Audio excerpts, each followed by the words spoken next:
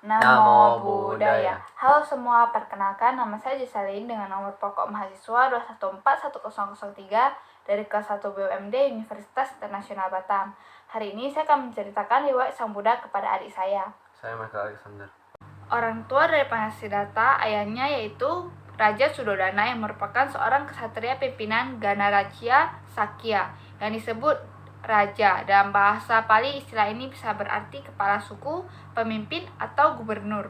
Namun karena bentuk pemerintahnya oligarki, posisi raja di Sakya dipilih oleh sebuah dewan dari kalangan ksatria. Adapun ibunya adalah Ratu Mahamaya, juga dari klan Sakya. Dalam teks-teks Buddhisme, Ratu Mahamaya meninggal 7 hari setelah kelahiran Pangeran Siddhartha. Sejak meninggalnya sang ratu, Pangeran Siddhartha dirawat oleh Mahapajapati Gotami, bibinya yang kemudian menjadi ibu angkatnya karena menjadi istri Raja Suddhodana. Saya akan menjelaskan kisah kelahiran Pangeran Siddhartha. Pangeran Siddhartha dilahirkan pada tahun 623 sebelum Masehi di Taman Lumbini. Ratu Mahamaya berdiri memegang dahan pohon sala. Pada saat ia lahir, 2 arus kecil jatuh dari langit. Yang satu dingin sedangkan yang lainnya hangat. Arus tersebut membasuh tubuh Siddhartha. Pangeran Siddhartha lahir dalam keadaan bersih tanpa noda, berdiri tegak dan langsung dapat melangkah ke arah utara, dan tempat yang dipijakinya ditumbuhi oleh bunga teratai yang oleh para pertapa di bawah pimpinan Asita Kaladewala. Diramalkan bahwa pangeran kelak akan menjadi seorang cakrawartin atau maharaja dunia, atau akan menjadi seorang Buddha. Hanya pertapa Kondana dengan tegas meramalkan bahwa pangeran kelak akan menjadi Buddha. Mendengar ramalan tersebut, Sri Baginda menjadi cemas, karena apabila pangeran menjadi Buddha, tidak ada yang akan mewarisi tatah kerajaannya. Oleh pertanyaan raja, para pertapa itu menjelaskan agar pangeran jangan sampai melihat 4 macam peristiwa. Bila tidak, ia akan menjadi pertapa dan kelak menjadi sang Buddha. 4 macam peristiwa itu adalah orang tua, orang sakit, orang mati, dan seorang pertapa. Masa kecil Pangeran Siddhartha. Sejak kecil sudah terlihat bahwa Pangeran Siddhartha adalah seorang anak yang cerdas dan sangat pandai. Selalu dilayani oleh pelayan-pelayan dan daeng-daeng yang masih muda dan cantik rupawan di istana yang megah dan indah.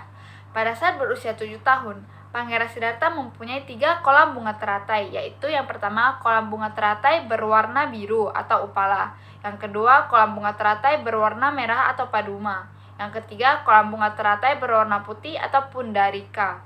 Dalam usia 7 tahun, Pangeran Siddhartha telah mempelajari berbagai ilmu pengetahuan. Pangeran Siddhartha menguasai semua pelajaran dengan baik. Dalam usia 16 tahun, Pangeran Siddhartha menikah dengan Putri Yasodhara yang dipersuntingnya setelah memenangkan berbagai sayembara. Dan saat berumur 16 tahun, Pangeran memiliki 3 istana, yaitu yang pertama, Istana Musim Dingin atau Rama, yang kedua, Istana Musim Panas atau Surama, yang ketiga, Istana Musim Hujan atau Suba. Yang selanjutnya, masa dewasa Pangeran Siddhartha. Kata-kata pertapa Asita membuat Raja Suddhodana tidak tenang siang dan malam, karena khawatir kalau putra tunggalnya akan meninggalkan istana dan menjadi pertapa, menggembara tanpa tempat tinggal. Untuk itu, Baginda memilih banyak pelayan untuk meraup Pangeran Siddhartha agar putra tunggalnya menikmati hidup keduniawian.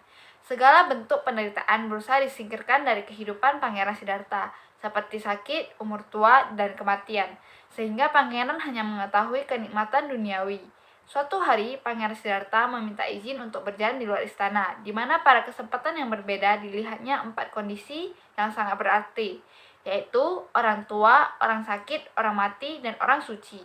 Pangeran Siddhartha bersedih dan menanyakan kepada dirinya sendiri, apa arti kehidupan ini kalau semuanya akan menderita, sakit, umur, tua, dan kematian?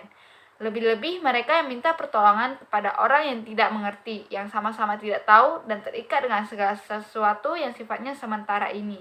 Pangeran Siddhartha berpikir bahwa hanya kehidupan suci yang akan memberikan semua jawaban tersebut. Selama 10 tahun lamanya, Pangeran Siddhartha hidup dalam kesenangan duniawi.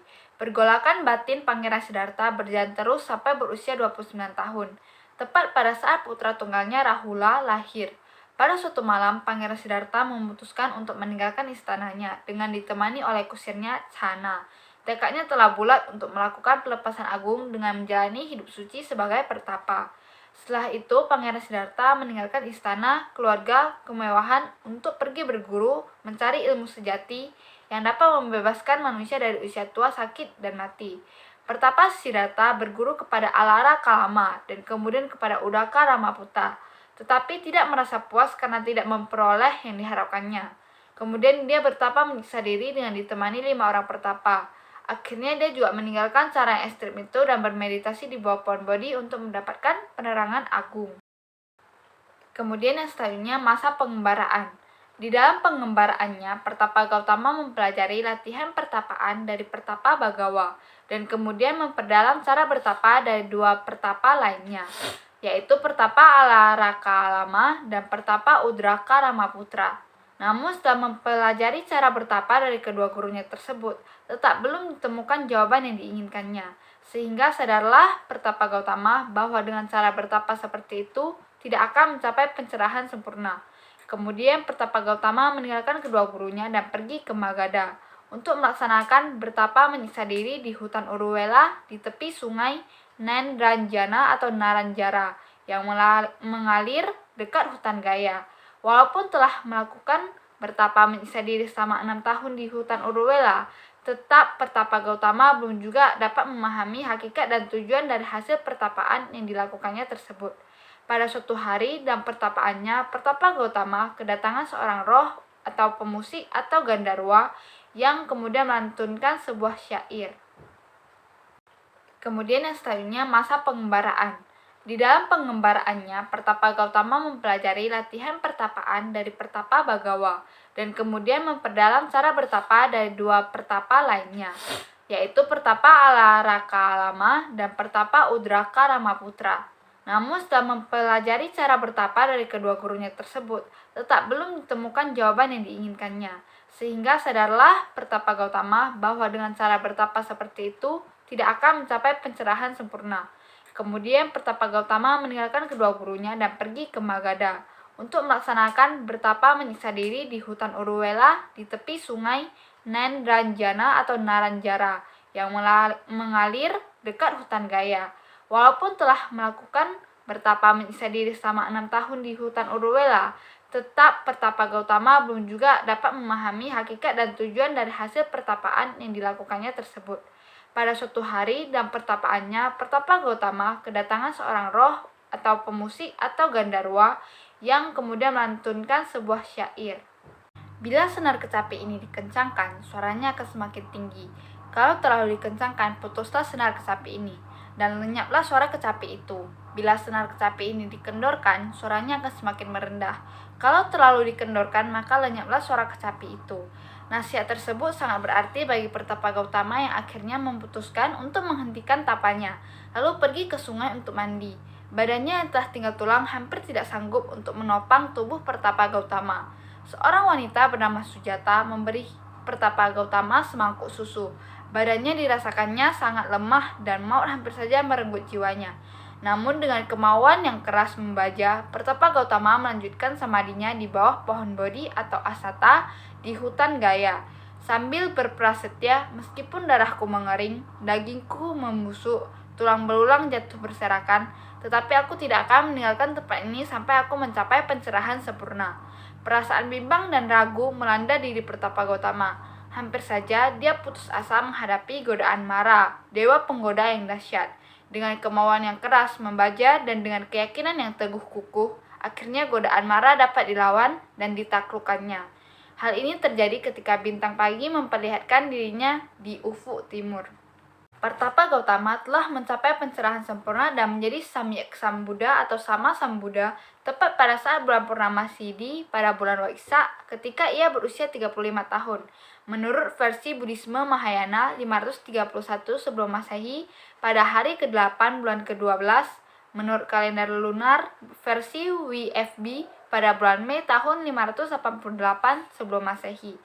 Pada saat mencapai pencerahan sempurna, dari tubuh Pangeran Siddhartha memancarkan 6 sinar Buddha atau Buddha rasmi dengan warna biru atau nila yang berarti bakti.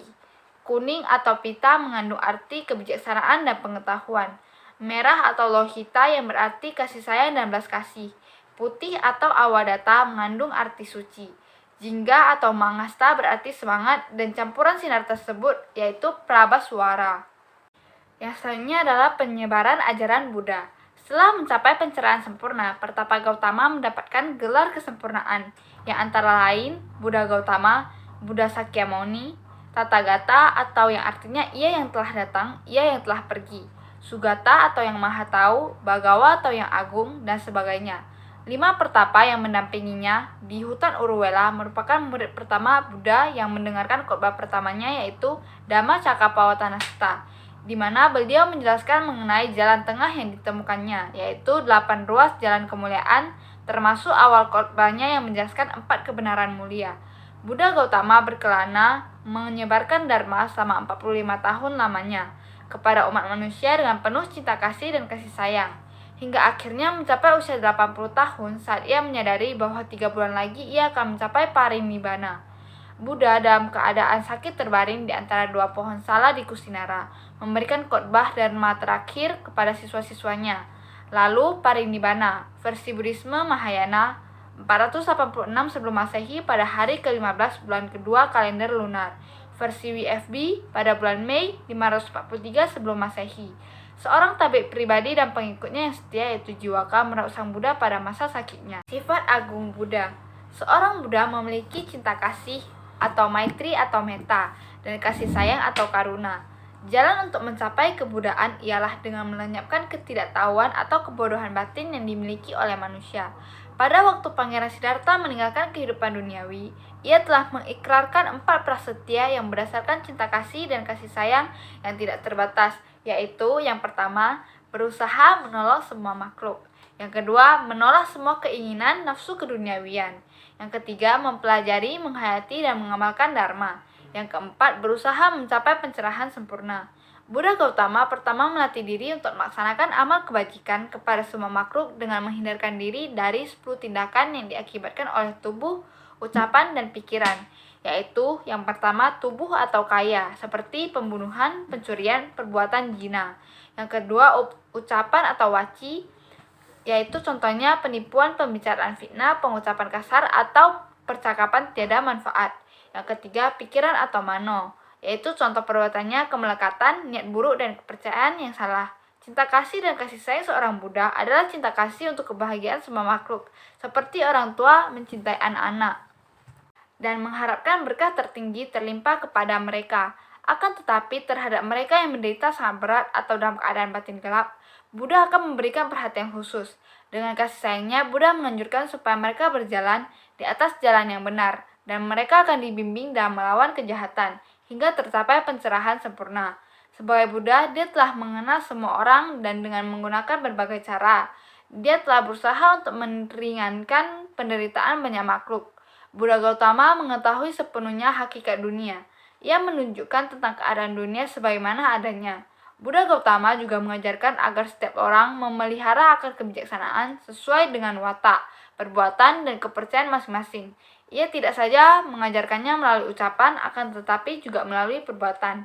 Dalam mengajar umat manusia yang mendambakan lenyapnya duka, dia menggunakan jalan pembebasan dari kelahiran dan kematian untuk membangunkan perhatian mereka. Pengabdian Buddha Gautama telah membuat dirinya mampu mengatasi berbagai masalah di dalam berbagai kesempatan yang pada hakikatnya adalah Dharma Kaya, yang merupakan keadaan sebenarnya dari hakikat yang hakiki dari seorang Buddha. Buddha adalah pelambang dari kesucian, yang tersuci dari semua yang suci. Karena itu Buddha adalah Raja Dharma yang agung. Buddha mengkhotbahkan Dharma, akan tetapi sering terdapat telinga orang yang bodoh karena keserakahannya dan kebenciannya, tidak mau memperhatikan dan mendengarkan khotbahnya. Bagi mereka yang mendengarkan khotbahnya, yang dapat mengerti dan menghayati serta mengamalkan sifat agung Buddha, akan terbebas dari penderitaan hidup. Mereka tidak akan dapat tertolong hanya karena mengandalkan kepintarannya sendiri. Sekian penjelasan saya mengenai kisah dan riwayat hidup Sang Buddha. Bagaimana tanggapan Michael terkait penjelasan saya mengenai kisah riwayat Sang Buddha? Dari riwayat dan kisah perjalanan hidup Sang Buddha, ternyata terdapat banyak hal positif yang dapat kita petik, seperti perjuangan dan usahanya untuk kesejahteraan semua umat makhluk, cinta kasih dan kasih sayangnya. Iya benar, maka dari itu kita sebagai umat Buddha harus mempraktekkan ajaran Buddha dan memiliki keyakinan yang kuat kepada Sang Buddha. Sekian penjelasan dari kami, mohon maaf apabila terdapat kesalahan. Atas perhatiannya kami ucapkan terima kasih. Namo Buddhaya.